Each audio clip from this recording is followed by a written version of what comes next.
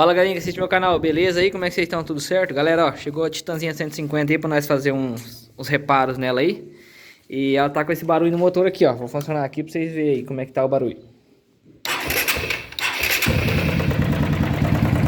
Barulho feio, né, galera? Parece que é muita coisa que tem que fazer no motor. Parece biela, pistão batendo saia. Mas na verdade isso aí é coisa simples aí. O defeito tá aqui, galera, ó, no acionador da corrente de comando. Eu vou trocar aí e vou mostrar pra vocês aí, beleza? Aí, galerinha, já substituí aqui, ó, o acionador da corrente de comando ali, ó, o desgaste que ele tava. Você vai focar aí. Ali, ó. Isso aqui que fazia o barulhão feio. Vou funcionar ela aqui agora pra nós ver como é que ficou o barulho da bicha. Aí, ó, diminuiu quase que 100% do barulho. Zero. É isso aí, galera. Vou ficando por aqui. Falou, falou!